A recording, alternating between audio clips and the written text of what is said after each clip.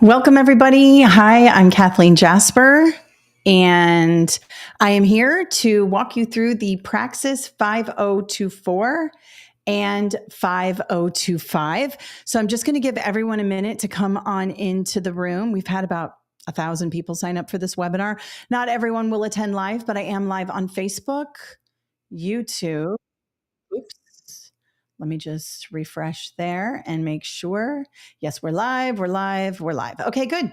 So my name is Kathleen Jasper, and I own Kathleen Jasper LLC. I write study guides and build online courses to help prospective teachers pass their certification exams. I also do that for leadership. So if you ever want to become an assistant principal or principal, I have resources for that as well. So as you come into the chat, let me know where you are from and all of that. I am in Florida right now. It's super, super hot.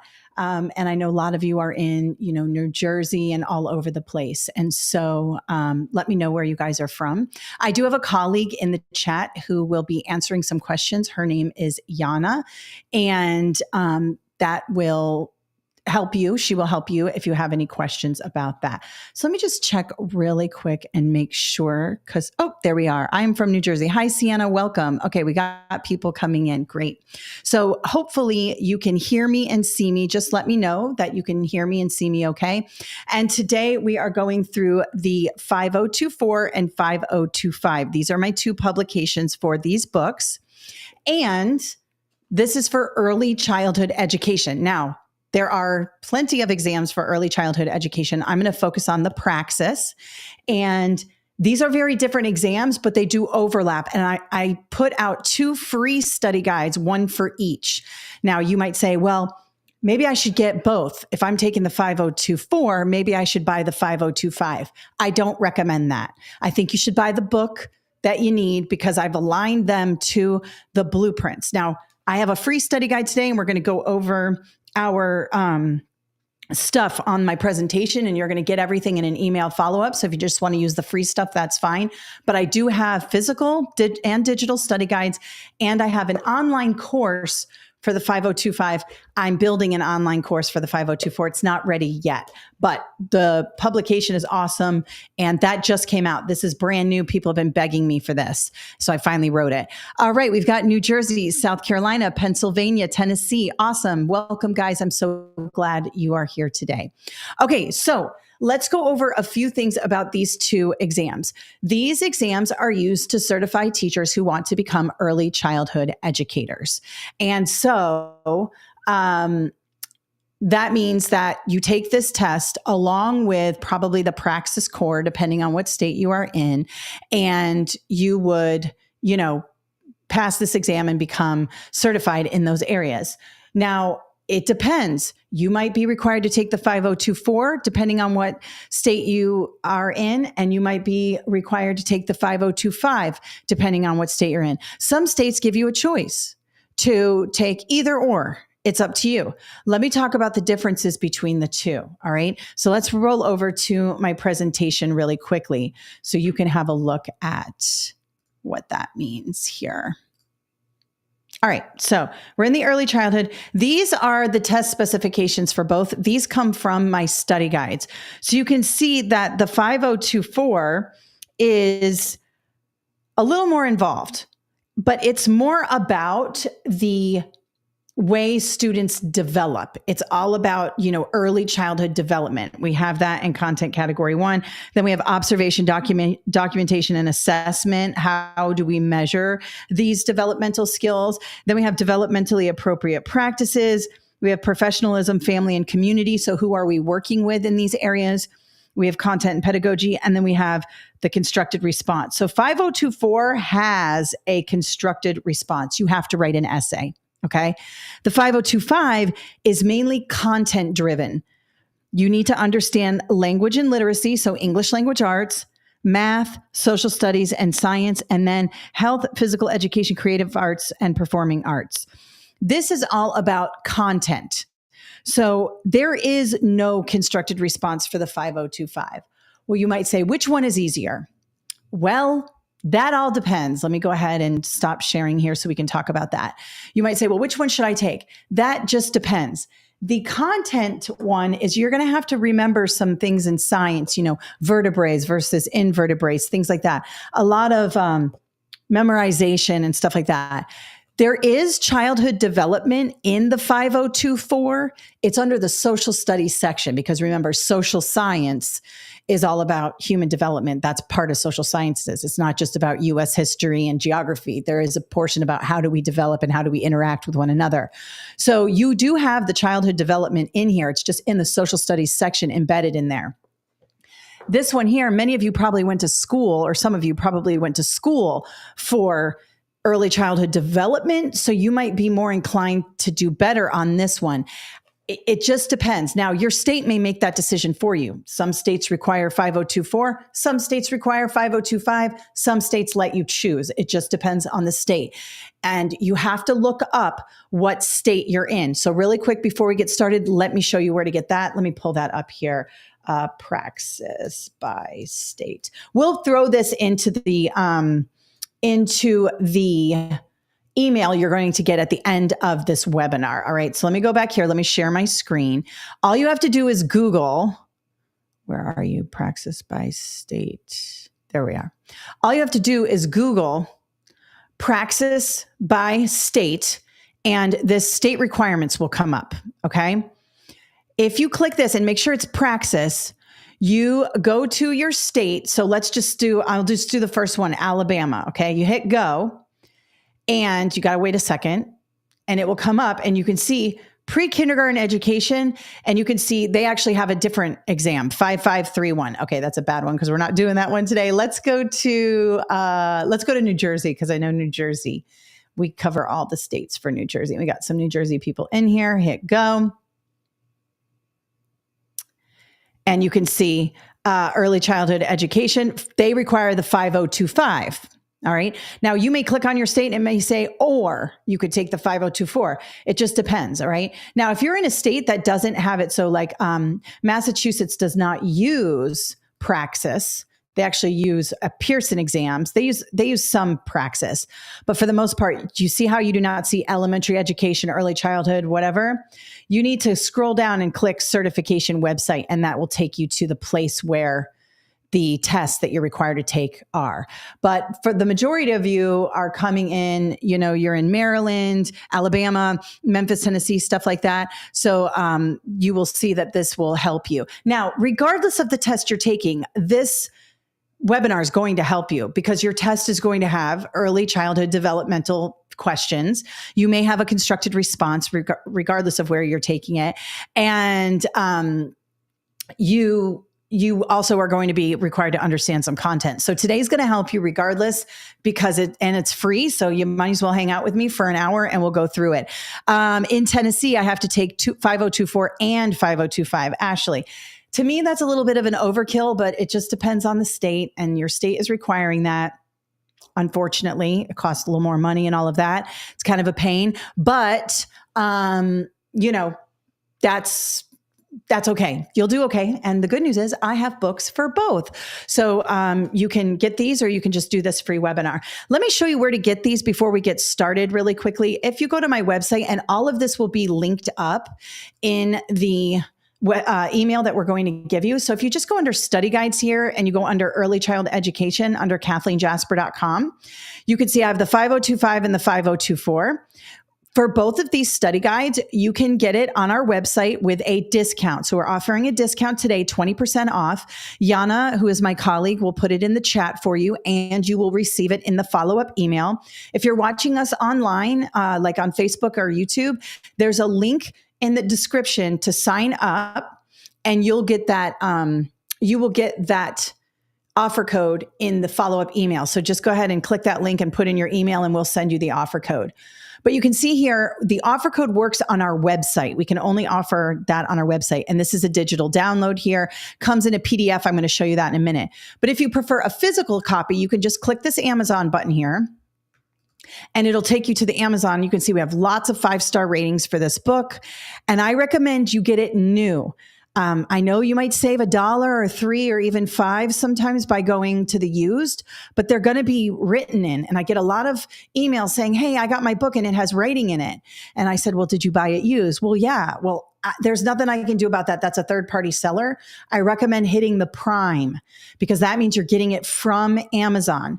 Now, we cannot offer discounts on Amazon because they're the publisher and they're sending it out, but we can offer discounts on our website and you're going to get that today. So we have this one here. Let's go back to here. Let's show you the 5024. This is brand new. I just published this. You can grab the digital download and the description is here, or you can get the physical copy on Amazon and you can see we just published it. We have 1 5-star rating, but I just published this like a few weeks ago. So it's just been up and you can get the physical copy there, or you can get the online course. Now, the online course right now, we only have for the 5025. I'm working on the 5024. If you have to take the 5025 and you want the online course, this comes with the digital study guide. You get everything with the online course and lots of videos. This is what it looks like. So this is what the online course looks like. You can see we have reading, lots of different things. We have auditory things here. We have digital flashcards, and we have videos, lots of videos. And just, I go through everything that you could possibly need for this exam in the online course. So I don't have an online course yet for the 5024 because I just published it. But if you need the 5025, we have the online course, and you get that discount code in the email that's going out to you today. So just remember, KathleenJasper.com, go find your test. You'll see our products here. Use that offer code, and that will help you get a discount on it for attending the webinar. If you're watching us live in Facebook or on YouTube, just click the link in the description and it'll take you to a sign-up form and you can get all of that, okay? All right. So it looks like we've got Pennsylvania, Arkansas, North Carolina, South Carolina, New Jersey. If you need to know your specific state, just go to Google Praxis by state. And again, we'll put it in the email for you where you can just click that link, put your state in, and it will show up. You'll be able to see that. It's very important that you figure out what your state is requiring, because, you know, somebody said here, like Tennessee is requiring both the 5024 and the 5025, whereas New Jersey is just requiring the 5025. You don't want to buy extra things you don't need. You want to save your money because, you're a teacher and you already have to spend your money on supplies and everything else. So don't go buying extra stuff here. Okay. Now, just so you know, I model all of this after the test specifications and the blueprint. So I cover every single thing in here that is on the exam. So that's really important. Whatever you buy, you want to make sure they're aligned with the test specifications and the blueprint.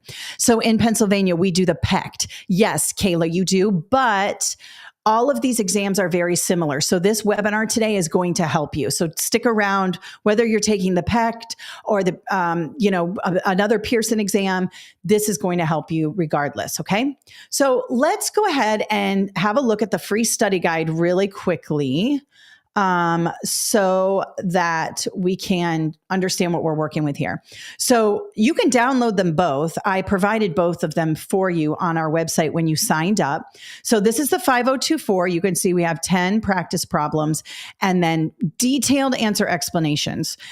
These new books that I'm building, they have very detailed answer explanations, and I tell you why something is incorrect as well. I recommend reading the answer explanations, even if you get it correct, because sometimes when we're taking a practice test, we guess and we do okay on a couple of answers, but we don't really know why we got it correct. So I highly recommend reading this, especially if you get the study guide, because it's like a whole other chapter of information here.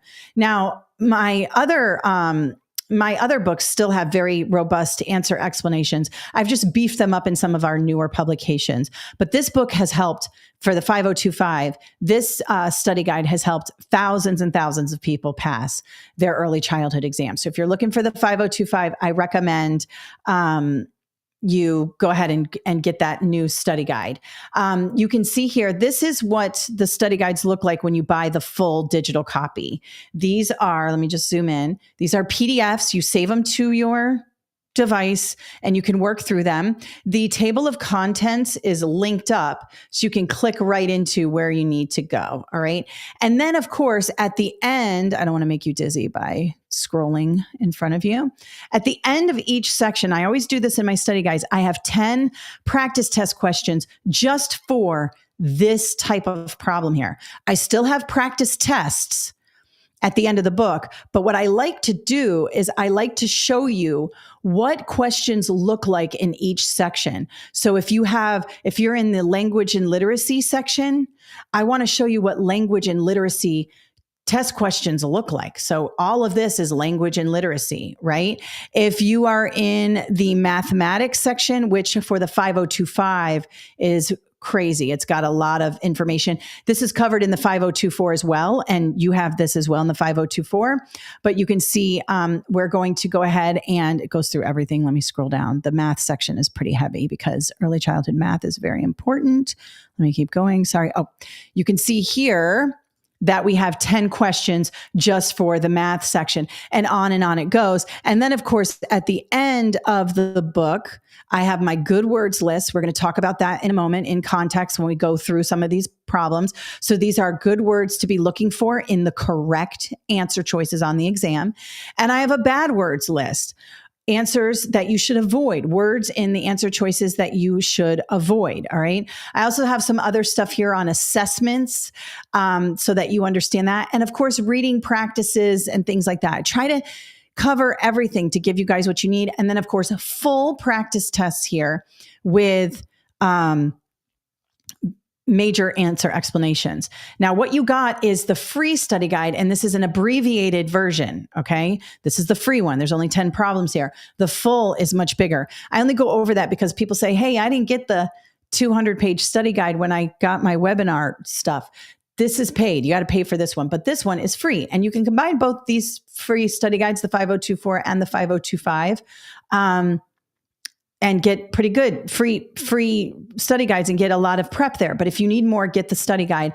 And of course, this is the paid study guide for the 5024. This has a constructed response section. Those of you taking that, you will have to write an essay. And let me know in the chat, I believe the PECT does have a writing section. Let me know, those of you from Pennsylvania, does it have a writing section? I look at most of the tests, but it's been a while since I've looked at the PECT. So let me know. But you can see here, I have lots of constructed response sample questions, also example responses, so you can see what one looks like. And we're going to go through one of these today. And even if you do not have a writing section, I recommend sticking with me because when you understand how to think critically for the constructed response, it will help you in all areas, including the multiple choice. So whether you need the constructed response or not, I highly recommend that you do that. Okay. So really quickly, let's go back to my presentation here. The 5024 is heavy on the developmental stages of early childhood. The 5025 is as well. However, it has this content in mathematics, social studies and science, and health, PE, and creative and performing arts. And then in the social studies here, you're going to have those developmental practices. Now, for the 5024, where these two tests overlap, you have this section 5, content, pedagogy, and knowledge. This is where the language arts and mathematics that you have in the 5025, this is where it comes in the 5024. You still have to have that pedagogy and content knowledge of math and English language arts and all of that, but it isn't the whole test. In this case, we have a lot more developmental questions. So 2 different exams, both very robust. I would not call either one easier than the other. I would just say that they are different. And regardless, you're going to have to work in order to get these correct. Okay. So let me show you some tactics on how to do that. Let's start off, and I'm going to jump around in the study guides that you got. Now, if you didn't have a chance to download the study guides, don't worry. You can download them later and work through them later. I'm going to project everything on the screen like you have here. I'm going to first go through a couple of questions for the 5024 on the free study guide, and then I'm going to go through a few questions on the 5025, and then we're going to do the writing portion. Okay. So let's have a look at number 1. This is for the 5024. And remember, that's very heavy in the developmental approach to early childhood education. So here's what I'm going to do. I'm going to go to the answer choices first. All right. Because it's very important that we zero in on good answer choices and eliminate bad answer choices. Okay. So let's have a look at A. Assign Liam extra homework that focuses on writing practice. Right away, I'm crossing this off. A is wrong. Now, do we give homework? Sure. On the exam, homework is typically a bad word because they attach homework to students who are struggling. And homework, while it can help, that extra practice at home, I'm not dogging homework. I get called out all the time. You're anti-homework. I am not anti-homework. I just don't think it's effective if a student is struggling. If the student is struggling, we need to intervene. We need to provide support. Homework might play a role in that, but on this exam, it's considered a bad word, okay? Excuse me. Oh my God. Sorry. B, incorporate activities such as Play-Doh, manipulation, and beading into daily classroom activities. Okay, why do I like B? Because we're incorporating hands-on stuff here. And I've got the little ones, Play-Doh and beading, like putting the beads on a string. These are for fine motor skills. We want to work those fine motor skills. I like B. I'm going to leave it. C, pair Liam with a peer who excels in fine motor skills and ask them to complete assignments together. Okay, you might say, well, C is cooperative learning. I like C. C is giving me a bad vibe only because peers are good. However, if you have a student who's struggling, and that's what it sounds like here, you don't want to pair them up with another student where the other student has to kind of pull them along. We really need to intervene here and help Liam. Looks like Liam is our student to get better and to work his fine motor skills. So I'm going to cross off C. I don't like it as much as I like B. And D, reduce the number of fine motor activities to avoid frustration. Okay. D might sound good to you as well if you're a brand new teacher, but you want to avoid reducing the standard. Now, do we do that in real life? Yes. If you have a student who struggles, let's say with, I don't know, a reading passage, right? They're not on grade level. You would shorten the reading passage for them so that they can get better at it and then increase the level later, right? But typically on the exam, we want to stay away from like making anything easier. Now, there's a fine line between making something easier and providing accommodations and modifications, right? Essentially, that's what we're doing. But this wording gives me a bad vibe. Reduce the number of things the student has to do to avoid frustration. I don't know if that's the best. Right now, B is standing out as the best one here. And notice I got it before I even answered or even read the question. So let's continue to work backwards and just say which of the following strategies would be most effective for Ms. Riviere to help Liam improve fine motor skills. Notice that we have this scenario at the top, but really I get the gist of what's going on here just by reading the answers and reading the question stem, which is the last little portion. Now, you won't always be able to get it with this, but these heavy scenario questions working backward really, really helps. And so notice fine motor skills, the best way is to be working on that Play-Doh and beading. Homework isn't going to do it. Peer-to-peer interaction, it would help, but it's not as good as B. And reducing the number, that's not going to help them. We do want to avoid frustration, but we want to work those skills. So B is the best answer. Notice when you work backward, you can zero in on those good answer choices, eliminate bad answer choices. And then you don't get all caught up in this.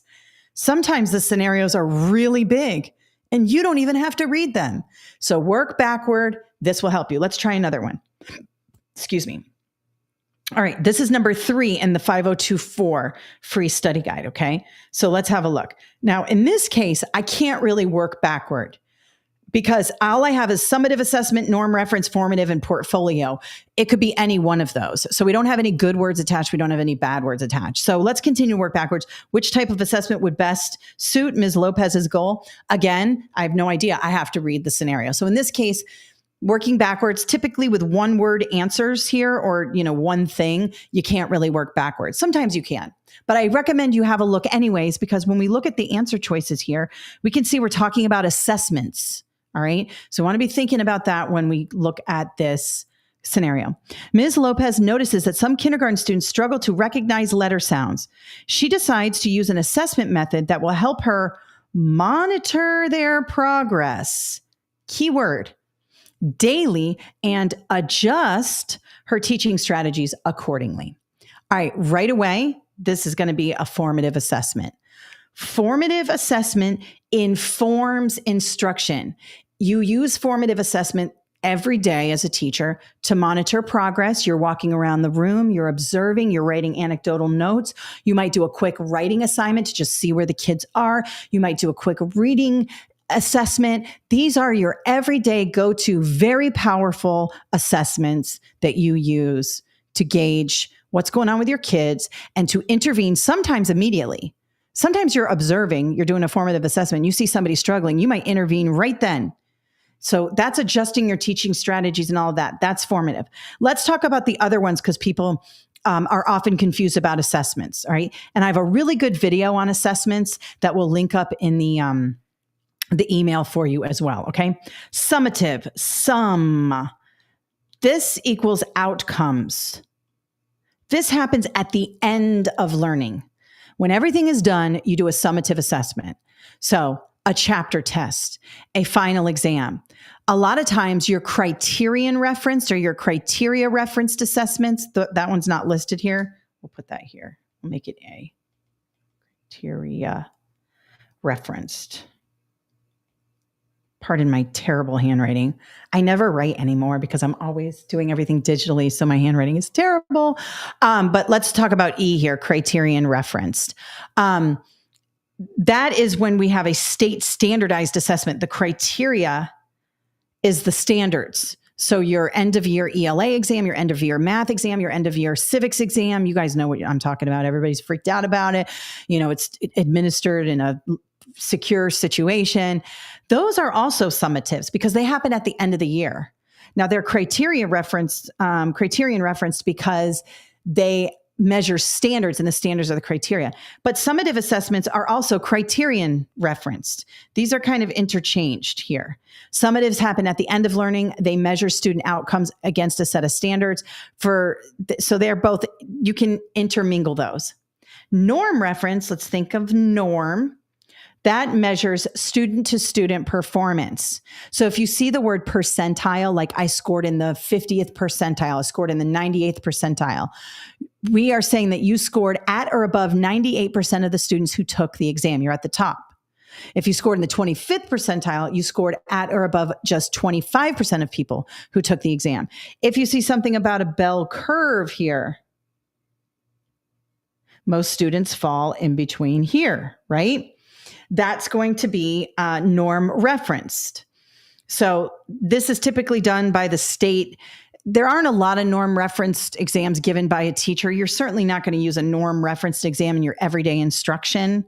I know the STAR exam does give you a norm referenced measure, but for the most part, in your everyday classroom, you're going to use formative. And now portfolio, that's collecting writing assignments or art or something the student is performing over time. And that's not what's happening here. In this case, we are using a formative assessment to inform our instruction, to adjust accordingly. And whenever you see monitoring progress or monitoring, it's formative. So remember that. And we will send out that video I have on assessments. It'll help you with any exam. I don't care which one you're taking. They are all going to measure your knowledge of assessments because we have to be data-driven as instructors, okay?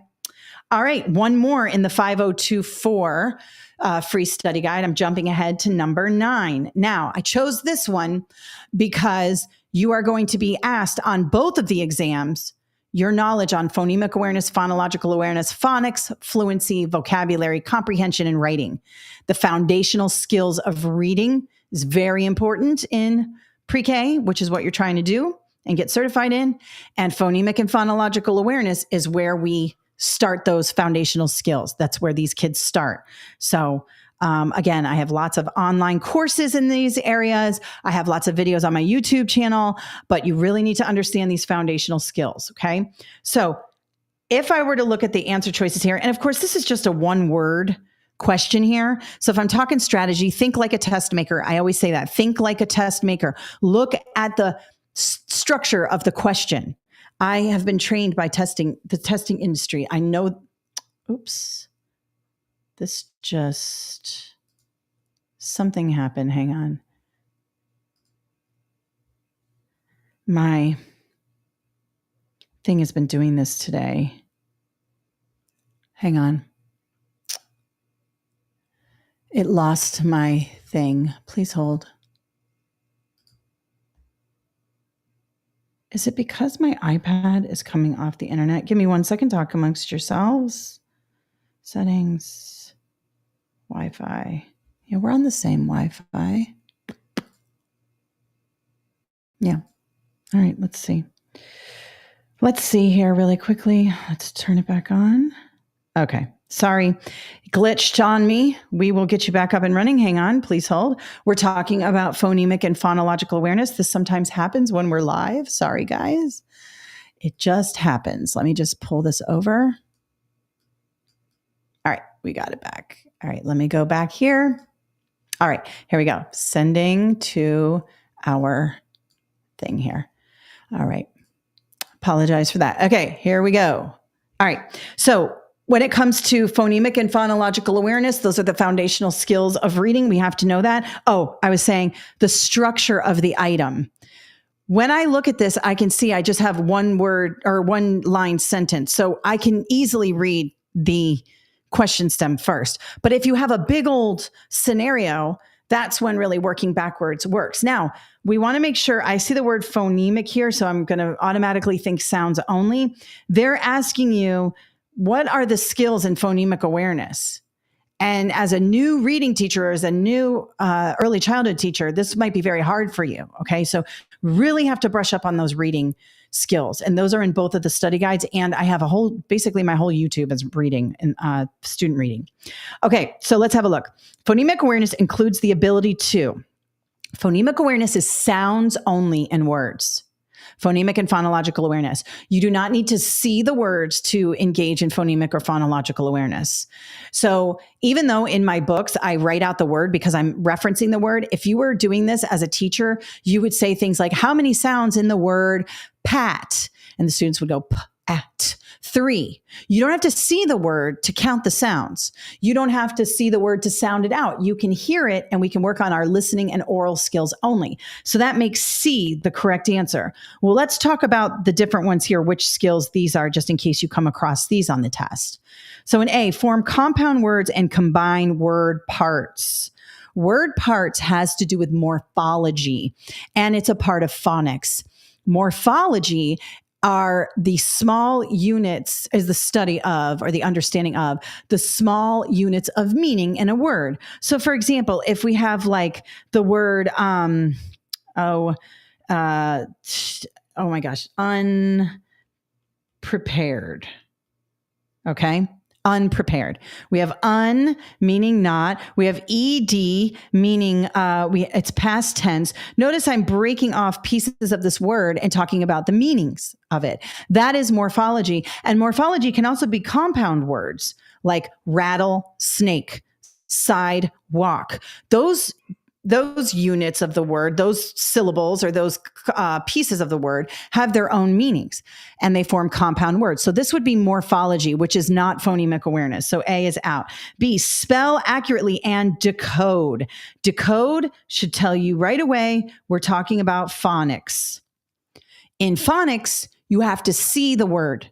You have to know that when you see the word phone, when you see the P and the H together, that is a code, and it makes a F sound. You can't do that by just sounds only. You have to see the P and the H. Also, in the word make, when you look at the word make, you know the A is long because of this consonant and silent E. You don't know a silent E when you're just listening to the sounds in words. You have to look at this and see the code. That comes after phonemic and phonological awareness. So spelling and decoding is phonics, not phonemic awareness. C, pronounce individual sounds in words. Yes, that's phonemic awareness. And D, differentiate between homonyms and spell them accurately. Again, spell. Even if you don't know what's going on here, you're a brand new teacher and you're just trying to get by and you're trying to pass this test. If you have two of the same thing in answer choices and you can only choose one answer choice, this is not a choose all that apply. This is actually choose one. Then I would cross them off. Think like a test maker. This says spell. This says spell. They're probably right around the same skill. You can't have two. You can only have one. I would cross them out. And even if you didn't know between A and C, you at least got a better chance of doing it. So remember, think like a test maker, work backwards, zero in on what's going on in the answer choices, look at the structure, all of that. It's going to help you on the exam. Okay. All right. Now we're going to pop over to 5025, which is more content heavy. And you would see something like this on the 5024 also. It is going to test your content and pedagogy in section, what section is it? 5. You're going to have these types of questions in the 5024 as well. Okay. So let's have a look. This is number 3 in the free study guide. All right away, I see this die here. So a teacher is using dice to help students recognize numbers. She rolls one die and the students immediately say 3. What skills are, sorry, little typo there, the students and the teacher working on. All right. So when you see just patterns here, when you look at this, you know right away it's 3. When you see something like this, you know right away it's 5. That is subitizing. If you see, a group of things together, this is very important with the little ones. Now, obviously, if there are 23 things in a pile, you're not going to be able to go 23. I mean, some kids can, I guess. Some very, very, very smart students can see something and just go 23. But typically, it's like 1 through 10. If you see a grouping together, let's just say you see 1, 2, 3, 1, 2, 3, 4. Let's say you saw this group together. You can see the 4 and the 3. You could immediately say 7. The lower numbers, you can just say them. That's really important in math. You want to be able to identify that. Now, transitivity is a little bit different. Transitivity is something like, if A is greater than B and B is greater than C, then A is also greater than C. See how that works? You're transferring the way that A is interacting with these numbers or letters or variables here. So if A is bigger than B and B is bigger than C, then A is also bigger than C. These are kind of logic games that we play with students to get them to think critically about numbers. And that's not what's happening here. Patterns, very important in early childhood. Those of you who are teaching it already know you want to help students, if they have like square, square, heart, triangle, square, square, heart, and then you ask them what's the next little thing here in the pattern, they should be able to say triangle, right? You have to help them understand the patterns, and that's not what's happening here. And then decomposition, let me make a little room here for you. And all of this is in the study guide, and all of this is in the online course for the 5025, just so you know. Decomposition is when you decompose a number. Let's just say like 345. This is 345. This is a way to understand place value. This is a way to understand multi-digit numbers, very important in the early grades. And that is not what's happening here. What's happening here is subitizing. All right, let's have a look at another one. Number 7 from the 5025 study guide. I'll take questions in just a second. We've got 2 more of these and then I'll go into my, we'll take questions in just a second. All right, let's have a look at the answer choices. I like to just see diligence, perseverance, skepticism, cynicism, interest, happiness, curiosity, and inquiry. Well, curiosity and inquiry is going to stand out to me because I know students need to be curious and they need to inquire. Diligence and perseverance is good. Skepticism and cynicism seems negative. Anything negative, I'm going to cross off. Typically, we want to keep things positive as long as we can with the little ones. They have their whole lives to be skeptics and cynics. Although skepticism is good. Cynicism, not so much. But to be skeptical, we should, and with information and stuff like that. Interest and happiness, I like that too. Let's read the question. Which of the following is most important in the early childhood science classroom? Well, in that case, it is for sure D. We want students to be curious and inquire. This is the basis of the scientific method. Curiosity.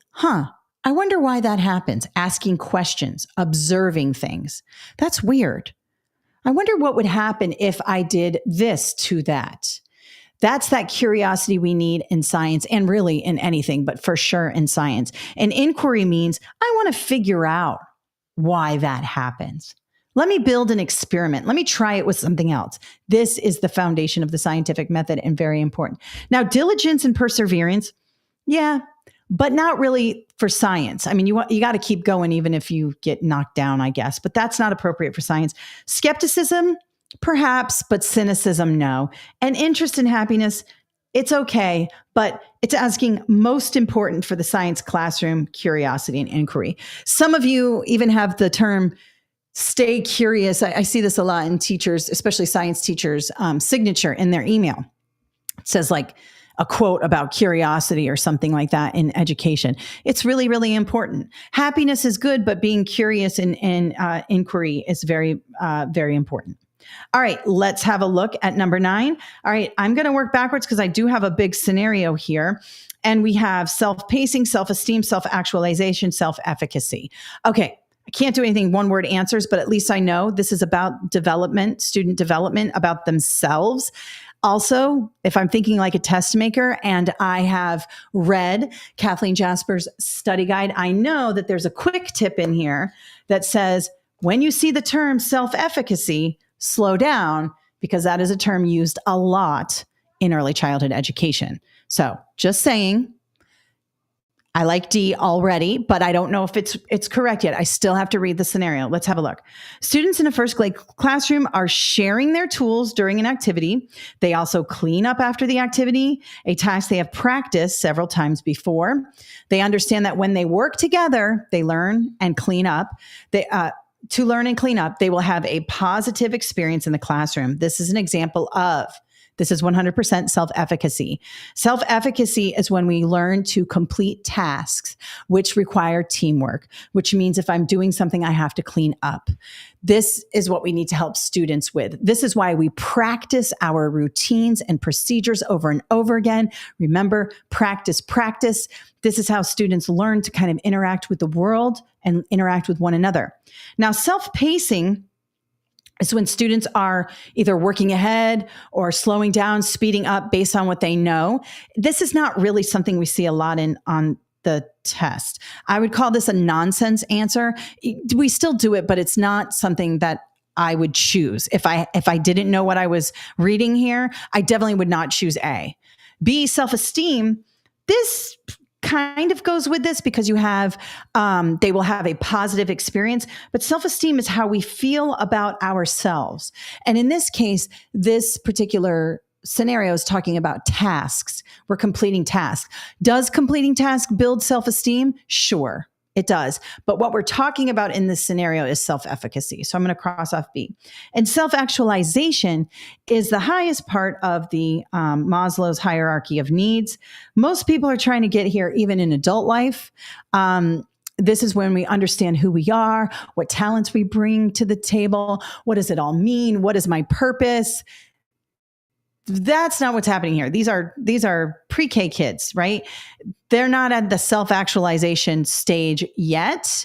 Certainly doing these activities and learning to interact with one another and bringing our skills and talents to a situation will help, but that is not what's happening here. In this case, it's self-efficacy. All right. All right. So remember, work backwards, look at the whole item. Don't get caught up with, just one or two things. Really kind of see what the entire item is talking about when we do that. Think like a test maker. That's what I say all the time. All right. Let's have a little bit of questions here. So I see Yana has given you guys your, the code. So that's awesome. Use that code when you're buying any of my products on my website. Remember, can't do it on Amazon. One more thing. Let's say you bought this here and you really like this webinar and you like the way I do things and you want the online course for the 5025 and you bought this on Amazon already. If you send us an email with proof of purchase, we will apply your purchase of the book to the online course because the online course comes with the book. So that's something I do for everybody. If you bought the book, and now you want the course, we will apply that. If you bought it from us, the digital copy, and now you want the course, we can look you up in our system. But if you bought on Amazon, I can't find you. That's like an Amazon thing. So just send us a proof of payment with your name visible that you purchased this on Amazon, and we will send you an offer code that will take the price of the book off the course. You don't get the course for free. Some people say, oh, I want the course for free. Like you said, no, you don't get it for free, but it basically chops it in half, more than half, because you get the book. Okay. Good morning, Kathleen. Is the best study the books for a month or 2 weeks? Oh, good morning, Kathleen. Is it best to study the books for a month or 2 weeks? That depends. All I have on your name is Morris. Morris Courtney. I thought it said County. So your name must be Courtney. Courtney, thank you for the question. It just depends. Here's how I would study. Okay. These are sectioned out by content category. I would take it one content category at a time and really analyze what's going on. Then take the practice test. If you're scoring at a 75% or higher, you're ready for the multiple choice. We're going to go over the writing in just a second, and there are extra writing prompts in the 5024. So I want you to be aware of that. But some people need a month. Some people need 2 weeks. Some people need an afternoon because they've been teaching pre-K already and they know all the buzzwords and they know everything. It just depends on your skills. But I highly recommend reading everything. Don't just go to the practice test. There's such good information in here for test day, but also for your classroom. A lot of people say, hey, I learned a lot about just teaching pre-K from the book. Okay. So make sure you read the book. All right. I have a question. I am in school for birth to K. I do not see Praxis and doesn't mean it's not required. Actually, so you're talking about the birth to pre-K test. I don't have anything in that area. That is something that's very specific that I don't have a lot of expertise in. I don't have anything for that. You're going to have to find out from your district or your state what they're requiring for that. You may not even be in the public school at that point. That might be more for daycares or pre-K. I'm not sure. You got to check with your district. I don't want to give you the wrong information. I am in New Jersey. I have a BA in FSHD, Early Childhood Education, P3. Do I need the 5024 or 5025? To be certified in New Jersey, I do know you need the 5025. And remember, guys, we're going to put this, let me share screen one more time. We're going to put this in the email that's coming up.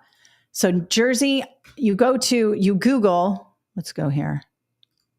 All you have to do is Google Praxis by state, even if you're not using Praxis. Click the first thing here, state requirements, ETS. We're going to do New Jersey because somebody was asking about New Jersey. I'm not going to do every state. You can go to the website, pull it up. New Jersey, go.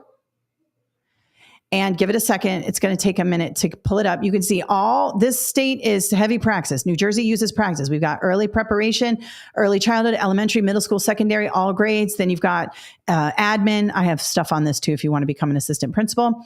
Early childhood, scroll down. You need the 5025. All right. Now let's go to, somebody was asking about North Carolina. I'll do one more. Let's see. North Carolina. Scroll down. North Carolina. Go. All right. North Carolina. Let's see. They've got elementary education. You take the 7813. I have books for this. Just the math? Huh. What else do you need? You need the core, which I have. You have the PPAT. Oh, you got a performance assessment. Bummer. Some schools have it. They're good. They're good to measure students because you're actually in the classroom doing stuff. But you only have to take the 7813. I would check with let's go all grades. Gifted art. You're going to need to check with your state, but it looks like you need the Praxis core for your Praxis 1. You have a performance assessment, which might be replacing some of the tests you have to take. And then you have to take the 7813, which is the math. I have that. I also have an online course for that. So I'm not going to talk about that now because it's a different test, but, and let's go Pennsylvania. We had a couple people in Pennsylvania. I want to show you what happens if you're in Pennsylvania. There we go. Go. Now, Pennsylvania, you can see, they've got a lot here too. You're going to use the core, which I have, just the math, I guess. They might have some different requirements, but you can see there's nothing here for admin.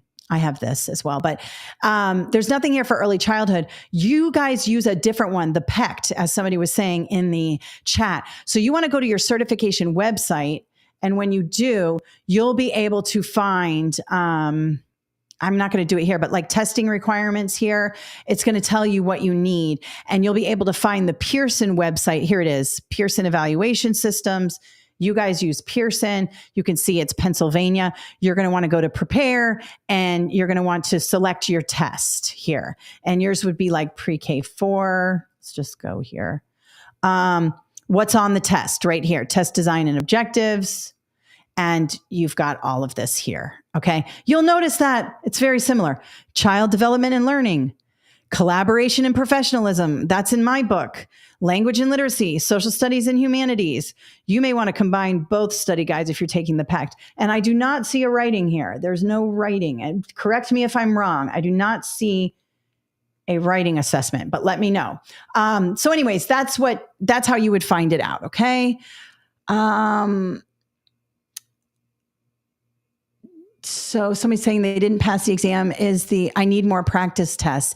I only have what I have for this. I would recommend if you're not passing the practice test, we need to make sure we're understanding the content. So I would go back and review the content. I would make sure if you're taking the 5025, I'm not sure which one you're talking about. But I would definitely recommend making sure you are understanding the content. Okay. I've been trying the Praxis and it's a lot of material. It is a lot of material, Alex. What email do we send that to? Sienna, you must be asking about the book. If you purchase the book, send it to info@kathleenjasper.com. Oh, Yana already got it. Sorry, Yana. Yana's good. She's in here. She put it in there. Is the multiple test booklet, which is purple, have the same info? Okay, Lindsay, you're talking about the elementary education. It has a lot of the same information. It's just missing a little bit of the developmental stuff for early childhood, and it doesn't have the arts portion. So, it'll get you there if you have a good understanding.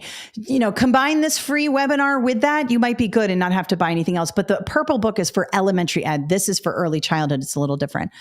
Somebody's named Kathleen. Oh, I like the name. Starting January 1st, 2025, if you live in New Jersey and are applying for your certification, you no longer need to take the core, just the Praxis 2. Yes. Jersey is getting rid of the core, but there are some stipulations with that. You have to have certain scores and stuff like that. But you are right, Kathleen. The webinar's been helpful. Good. Let's talk about, somebody's asking about the 5621. That's the PLT. Yes, that's the Principles of Learning and Teaching for Early Childhood, which is a separate test. I'll be doing webinars on that as well.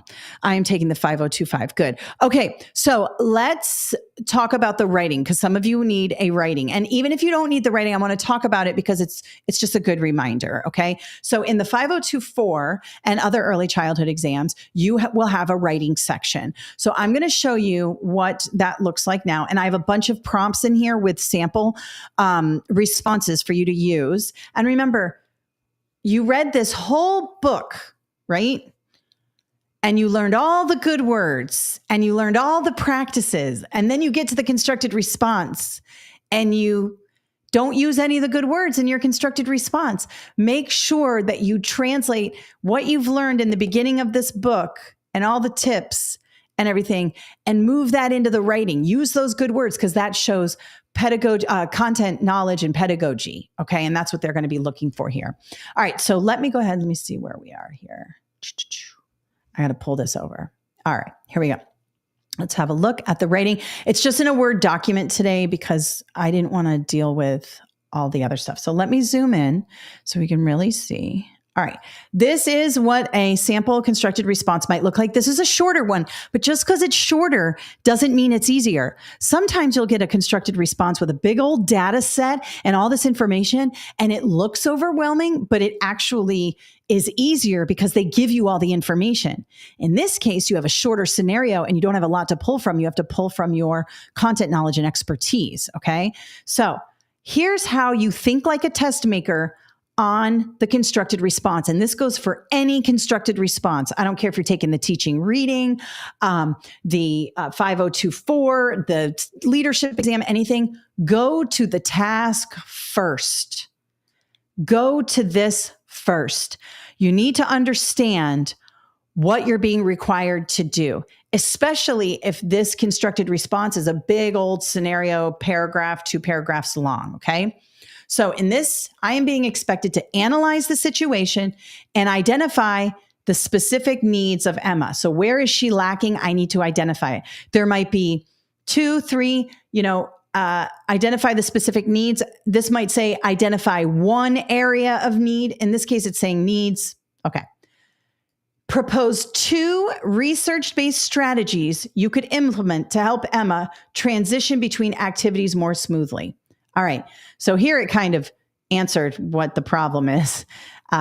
Looks like she might be having a hard time transitioning, but we'll read the scenario. So I need 2 research-based strategies. And they always do this, justify these strategies, meaning say why these strategies work.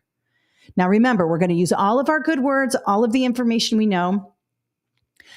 And I'm probably going to break this up into 3 paragraphs. My first paragraph is going to be finding the needs. What is Emma struggling with? The second paragraph is going to be research-based strategy 1. And then at the end of that paragraph, say why it's important. Third paragraph might be research strategy 2 and why it's important. I'm going to show you how I set that up in just a second. All right, let's read the scenario here. Ms. Jones is a pre-kindergarten teacher, and one of her students, Emma, has difficulty transitioning between activities.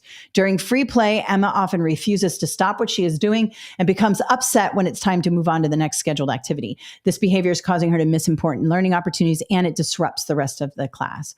Okay, so it says specific needs of Emma. She has a little bit of a behavior issue, but she also has a transition issue. 2 things can be happening at the same time. And then we need to figure out what's going on here. Now, this is behavior. For behavior, you can always implement routines and procedures, practiced routines and procedures.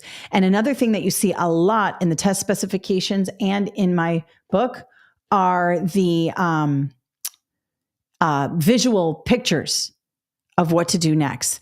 The thing about transitions is that kids and adults, I used to teach a lot of professional development in schools as an assistant principal.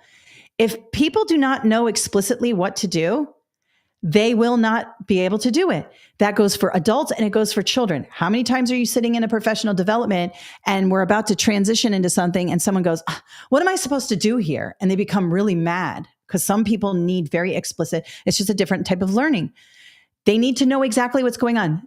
Kids especially need this if they're going to transition between, or among math to English to social studies to art class to PE to the playground. You got a lot going on in pre-K. So we need to make sure. So right away in my head, I'm going to use my scratch paper. I'm going to think, all right, probably some visualize schedules, visualize routines, practice routines and procedures, maybe some sort of reward system. All right. And I'm going to break this up into 3 paragraphs and I'm going to make it very easy on the grader who is grading my constructed response to see what I'm trying to do here. And I'm not going to add in a bunch of information I don't need. And I'm going to make sure I am specific. Very important. All right, let's have a look. Now, I use headings. When I write on a test, I will often use headings. You can do that. So this is important. You don't have to, but I like to do it because it cues the grader. Hey, I'm going to do the first task here. First task is right here. I'm analyzing the situation, analysis of the situation. Oh, proposed strategy 1. Oh, I got proposed strategy 1 here. Proposed strategy 2. I got proposed strategy 2. And look at my thing here. Proposed strategy 1 with justification. Oh, that gives me this, justify. See what I'm doing? I'm telling the grader, this is making it easy on you. Please give me the points. People like this. They don't want to hunt around for your answer. Make it easy and get right to the point. You do not need an introduction. You do not need a conclusion.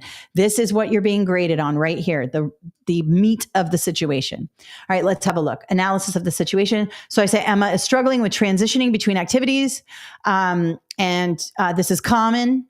Her difficulty in transitioning suggests a need for support in developing self-regulation, ooh, good word, and flexibility in daily routines. These are words you see a lot on this exam and in my book.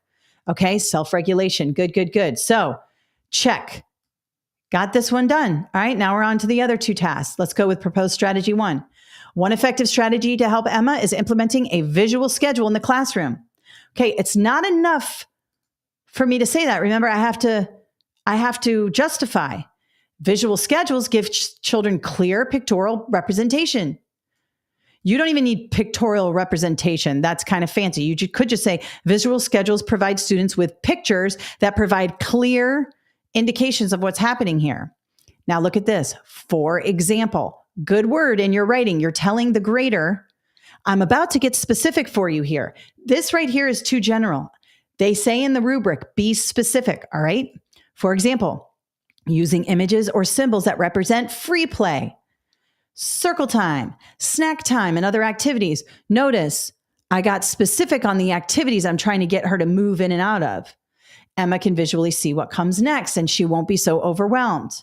And here's my further justification. Research has shown that visual schedules are beneficial for young children, especially those who experience anxiety and resistance to transition. And I added this, but you don't even need this. They create predictable environment, which reduces stress and improves behavior during transition. You don't even need that. You could get rid of that. This works. I got the strategy. It's specific. I also tell you, for example, I use it in context and I give the justification. Great. All right, let's go with strategy 2. Use of transition cues and warnings. Second strategy involves verbal and nonverbal. Love that. We talk a lot about verbal and nonverbal. Cues or warnings before the change happens. For instance, giving Emma a 5-minute warning. All right, Emma, we're going to be moving in 5 minutes. Be ready, okay? What can I do to help you be ready to prepare for the upcoming shift? Transition songs and chimes. A lot of you guys use this. I'm in awe of early childhood teachers. You guys are crazy. You do all kinds of crazy stuff to get the kids to do what you say. I taught high school. The little guys scare me, but you guys are so good at this stuff. Transition songs, chimes, hand signals. Some of you have a bell around your neck. You whatever it is you do to condition the kids. But notice I say, for instance, just like up here, I said, for example. I'm giving you specifics. Now let's go to the justification. Transition warnings give her time to finish her work, mentally shift to the next activity, and feel more in control. This helps her develop, here we go again, self-regulation, which is essential for school readiness. Notice that I did everything here. I gave the thing that she's having an issue with. I proposed 2 research strategies, and I gave the justification. And I separated it into 3 distinct paragraphs, making it very easy on the person reading my essay to give me full points. Now, you won't have spell check. You won't have any of that. Just know that if you spell something incorrectly, you're not going to get 0 points, okay? You may get some points off if it's getting in the way of the message. If it's just totally a mess and there's grammar problems everywhere, they will take off points. But if you miss a comma, if you accidentally capitalize something, please don't worry about that. What they are grading you on is your pedagogy, which is your practice, and your knowledge of early childhood.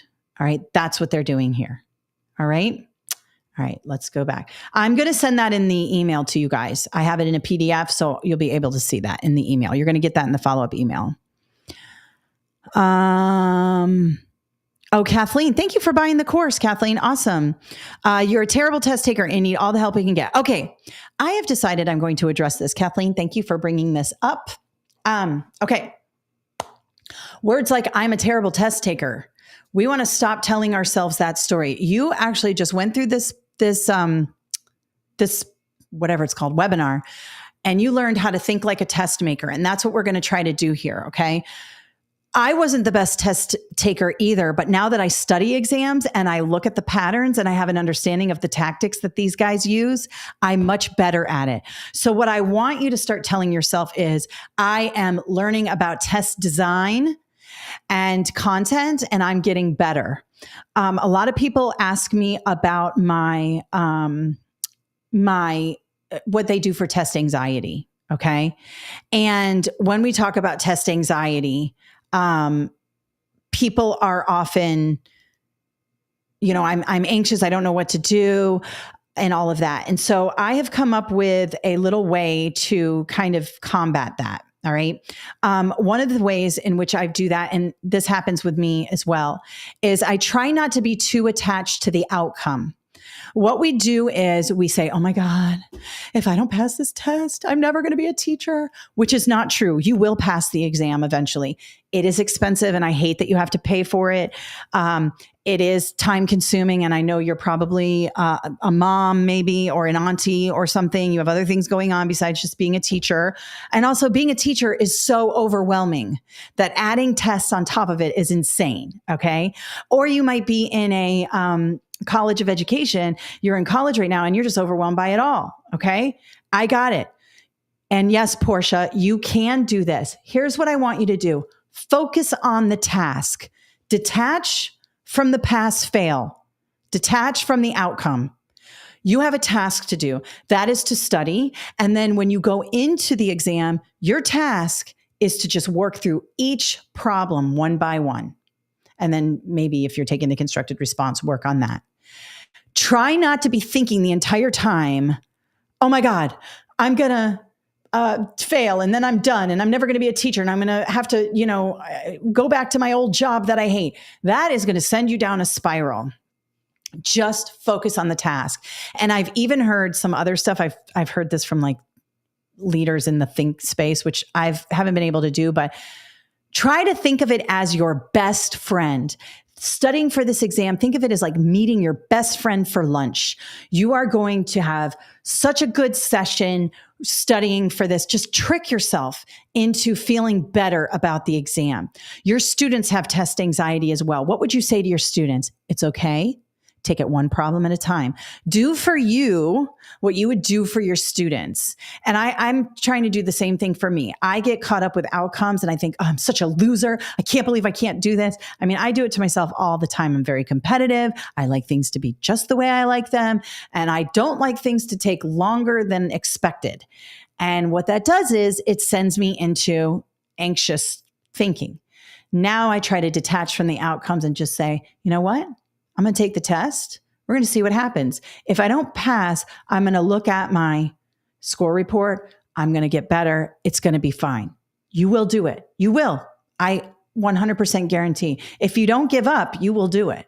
And you will be a teacher and you will be certified. I promise you. And also there is a teaching shortage. There's a teacher shortage. You have the upper hand here, guys. You have the upper hand. They need you more than you need them. Okay. All right. Difference between the Praxis course or the exam. Well, the course is videos and stuff like that. The exam is the actual exam. I can't guarantee what questions you're going to get on the test. I have no idea. The tests are secure. There's thousands of items in the item banks. So what I would do is really focus on the content and the skills. Please do not try to memorize test questions because things will be worded differently. What you need is no matter what way it's asked, you know how to answer it. That's the most important thing. All right.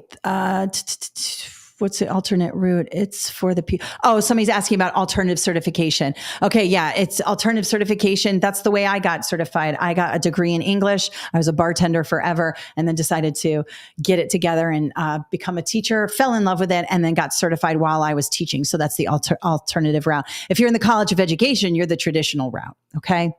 All right. Listen, you guys. Oh, let me show you where to get more free stuff. Sorry. And yes, somebody's saying, please tell me this is recorded. It is. You're getting it in an email. There will be a link to watch this again if you want to watch it again. Okay.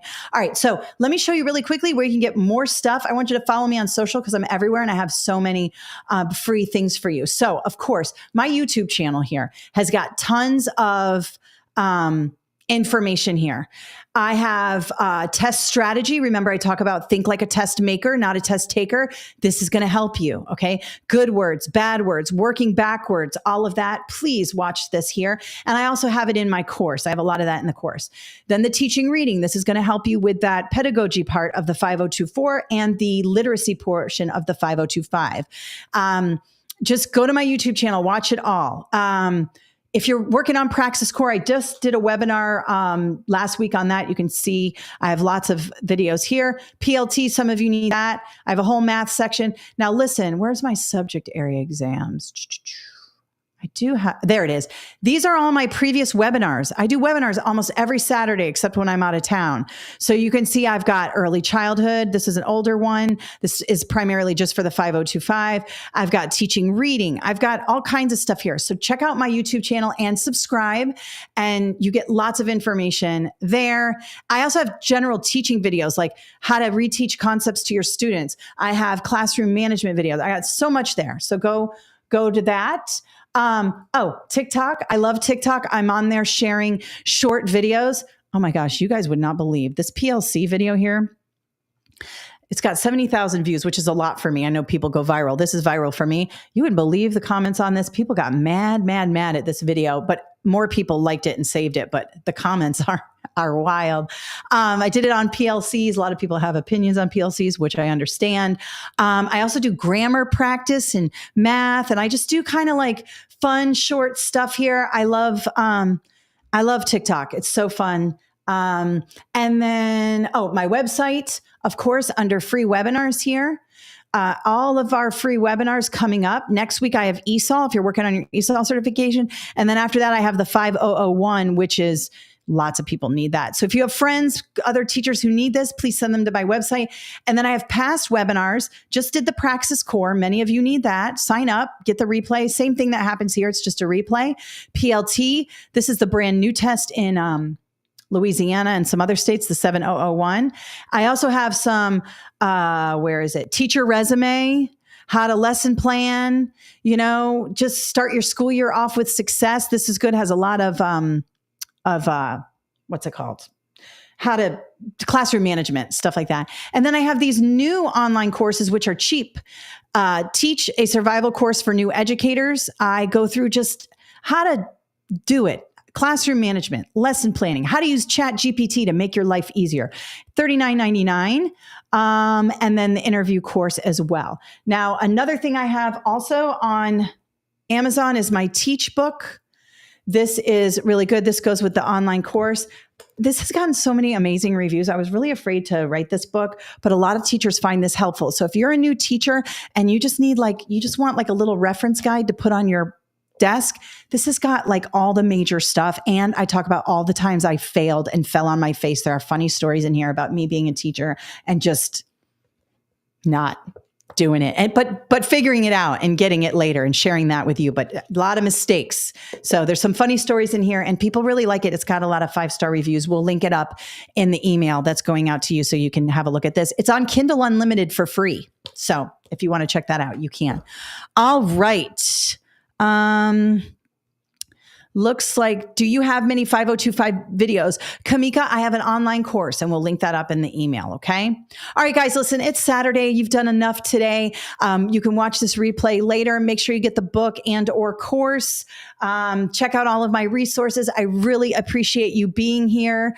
Somebody's asking about group or personal tutoring. No, I do not. I can't be in that many places at once, unfortunately, but I do have self-paced online courses and study guides and my YouTube channel. So check those out. I am so glad you guys found this helpful. Thank you for spending your Saturday with me. I know you're tired. It's the beginning of the year, but I'll be back here next week for that ESOL if you need it. And I hope you have an awesome weekend. Bye, everyone.